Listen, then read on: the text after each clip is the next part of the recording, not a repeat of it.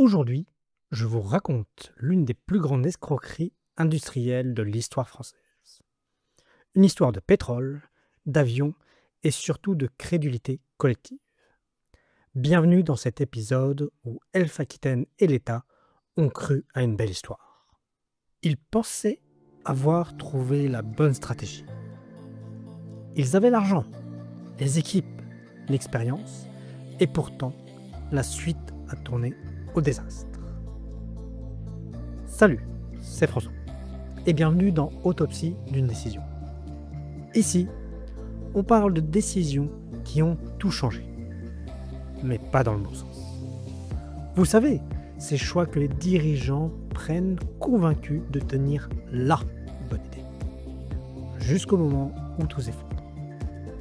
Et dans cette série d'épisodes, je vous amène comprendre pourquoi certaines entreprises se plantent et comment potentiellement éviter les mêmes erreurs. Alors installe-toi bien et c'est parti pour ce nouvel épisode d'Autopsie d'une décision. Imaginez, deux hommes arrivent avec une invention soi-disant révolutionnaire. Un dispositif capable de détecter les gisements de pétrole et de gaz depuis le ciel, à travers un avion. Un rêve devenu réalité pour une France en pleine crise énergétique dans les années 70. Et ce rêve, Elf Aquitaine, géant public de l'énergie à l'époque, va y croire. Et ça va remonter jusqu'au sommet de l'État. Mais tout ça, c'est du vent. Ou plutôt, du storytelling bien ficelé, des biais cognitifs et une arnaque à plusieurs centaines de millions de francs. Un peu de contexte. Comme je le disais, nous sommes dans les années 70. La France est frappée de plein fouet par le choc pétrolier. Les pays cherchent à tout prix des solutions pour réduire leur dépendance au pétrole étranger. C'est alors que deux hommes apparaissent, Aldo Bonassoli et Emilio Vilgas. Ils prétendent avoir mis au point une technologie capable de repérer les gisements depuis un avion, grâce à un système électronique embarqué. Elf, intéressé, organise des tests. Prudence. Et les résultats sont spectaculaires. Les appareils localisent avec précision les gisements. Sauf qu'il s'agit de gisements déjà connus, dont les données ont été fournies discrètement aux deux arnaqueurs par des employés de chez Elf. Toutefois, les tests truqués convainquent Elf, et même le plus haut sommet de l'État. Et en mai 1976, un premier contrat de 400 millions de francs est signé à Zurich. Et bien sûr, suivront deux autres contrats en 1977 et en 1978 pour un total de plus de 1,2 milliard de francs. Avec tout cet argent, les escrocs achètent des avions, dont un Boeing 707, un bateau, mettent en place un centre de recherche et recrutent une vingtaine de salariés. Et pourtant, aucun vrai gisement nouveau n'est trouvé. Et ça pendant un temps.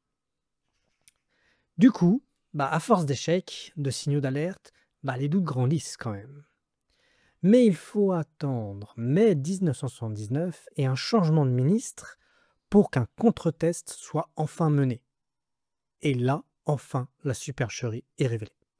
Le contrat est rompu, mais l'entreprise publique, Elf, ne récupérera qu'une partie des sommes engagées. Pire, aucune poursuite judiciaire n'est engagée. L'affaire est tout simplement enterrée. Alors, comment on a pu y croire? Comment une telle escroquerie a-t-elle pu avoir lieu? Comment des ingénieurs, des dirigeants, des politiques, même des experts ont-ils pu se laisser berner aussi longtemps? Et voilà 3 biais cognitifs qui permettraient d'éclairer cette affaire. Alors bien sûr, ça n'explique pas tout, mais ça y contribue. Premier biais, le pouvoir du storytelling. Quand une histoire est bien racontée, notre cerveau veut y croire. On cherche les éléments qui vont la confirmer et on ignore ceux qui la contredisent. C'est la différence entre vérifier les faits et vérifier l'histoire. Et dans ce cas, la promesse d'indépendance énergétique faisait rêver et a sûrement amené les équipes d'elfes et l'État à y croire. Second biais, le biais de confirmation. Ça, c'est notre tendance naturelle à privilégier les infos qui confirment ce que l'on veut croire. Et en période de crise, on veut croire à des solutions miracles. On devient sourd aux critiques, même quand elles sont bien fondées. Et enfin, le biais du champion. Quand une idée est portée par quelqu'un de crédible, on baisse notre vigilance. Quand ses inventeurs sont soutenus par des dirigeants politiques, des ingénieurs, des experts, l'histoire semble solide, même si elle est totalement fausse. Et d'ailleurs, on saura par la suite que des gens de Elf ont soutenu justement ces inventeurs un peu par intérêt. Ça, c'est la réalité. Mais en plus de ces biais, parlons un peu mécanisme de la prise de décision. Il y a un autre angle à explorer, le fonctionnement même de cette prise de décision et surtout comment ces deux grandes organisations, Elf et l'État, ont pu tomber dans le panneau. Car ce n'est pas juste l'affaire d'une vision individuelle, c'est aussi une faillite collective. Le premier élément qu'on peut mettre en avant, c'est la peur de dire non. Dans une hiérarchie lourde où les décisions viennent d'en haut, il est souvent risqué de s'opposer à cette décision. Personne ne veut être celui qui bloque le projet soutenu par un ministre ou par un PDG.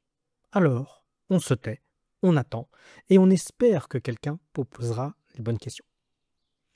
Résultat, le doute s'éteint, étouffé par la crainte de déranger.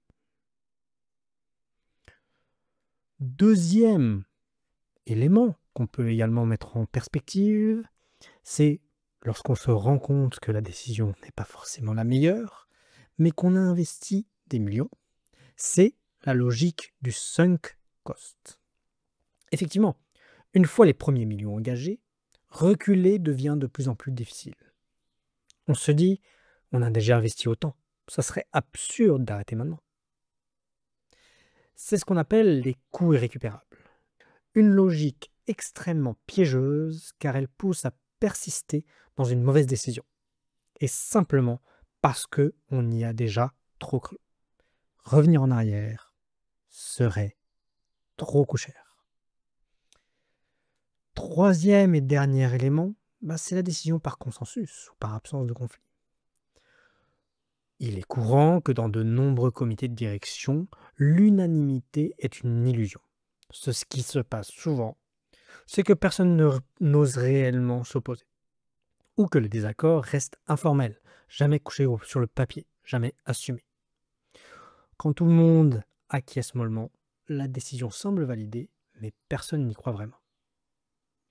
Voilà comment des biais cognitifs, des logiques décisionnelles peuvent expliquer comment une entreprise multinationale, un État, peut se laisser piéger par une arnaque qui se semble être, aujourd'hui on dirait, niaise.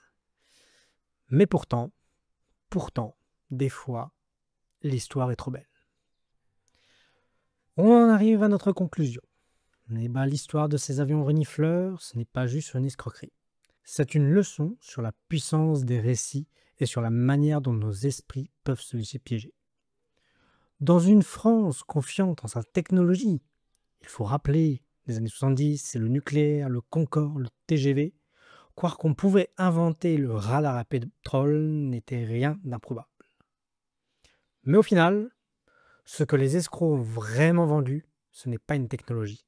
C'est une histoire parfaitement calibrée pour séduire leur époque. Et comme le dira plus tard un haut dirigeant d'Elf, un climat général de foi s'est emparé de tout le monde, et ceux qui doutaient le gardaient pour eux.